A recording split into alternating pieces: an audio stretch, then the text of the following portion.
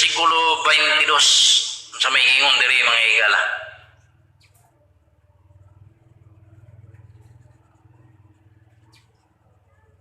Likayi ang mga daotang butang nga gusto kaayong himuon sa mga batanon. No? Tinguha hinoon nga pagkamatarong, pagtuo, gugma o pakigdait uban niadtong maputli o kasing-kasing nga nagsangpit sa Ginoo. Kinahanglan maigsoon maputli, kasing-kasing gugma nga nagsampit sa Ginoo. Dili yung nagsampit-sampit na sa Ginoo mga igsoon, pero wala sa iyang gugma. No? Gapakita lang mga higala. Unsay ingon sa Ginoo, likay.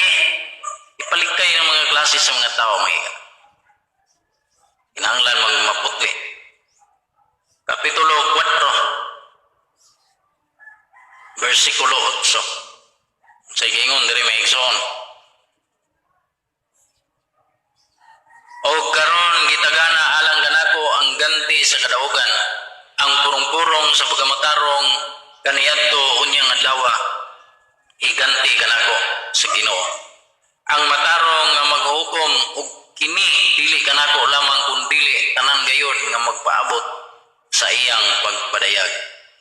Kung sa atong pagpamatarong mga igsoon, doon natin ganti nga mao ang purong-purong dito sa kaulahayang mga adlaw mga igsoon mga higala. Dinhi sa kalibutan naningkamot ta, pero ang ganti mga igsoon nga giandam sa Ginoo purong-purong mga igsoon. Mao kini ang pagkamatarong. O katapusang bersikulo sa pagkamatarong mga igsoon, unsa po'y gisulti diri ni Santiago. Santiago kapitulo 3 versikulo 18. Ang pagkamatarong mao ang bunga sa binhi nga gipugas nga mga pakigdiya.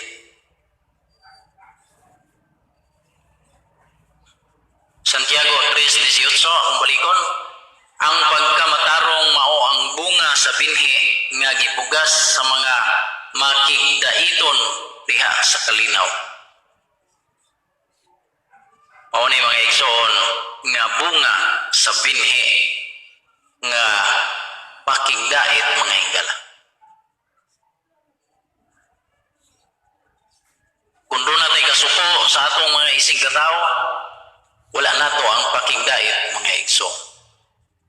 Ang bunga sa pakigdait mga igsoon mao ang kalinaw. Kung kita doon natin mga kasuko, wala tay kalinaw mga igsoon sa atong una-una sa kinabuhi. Mao ni nga aging pagbunga sa pakigdait kun dili maangkon nato ang kalinaw mga igsoon. Mao kana ang ikaduhang hinagiban nga gitawag pagkamatarong.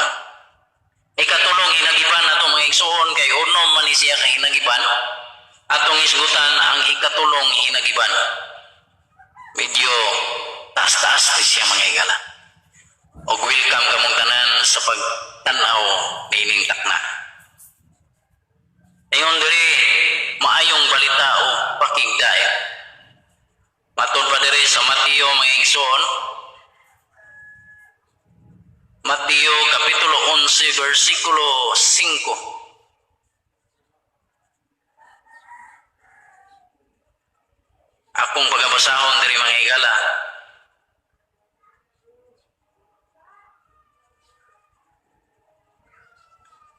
Ang mga buta nagakita, ang mga bakol nagalakaw, ang mga sanglahon nangaayo, ang mga bungol nakadungog, ang mga minatay nangabanhaw, ug ang maayong balita gisangyaw ngadto sa mga kabus. Ingana kadalaygon mga igsoon, mga higala ang maayong balita.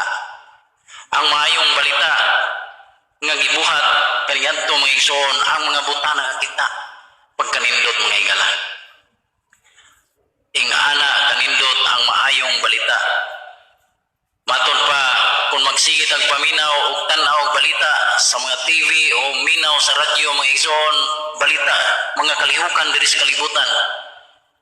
Wala gyoy kaayuhan. Tungod kay ang mga balita, patay, kagutom, dili makaayo sa atong paminaw mga igsoon. Ang maayong balita, kundili ang Biblia lamang.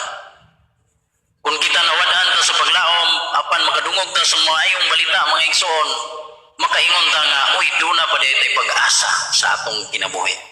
Nga kita maluwas sa ulahing mga adlaw mga igsoon. Mao ni siya ang maayong balita. Unsa pa man ang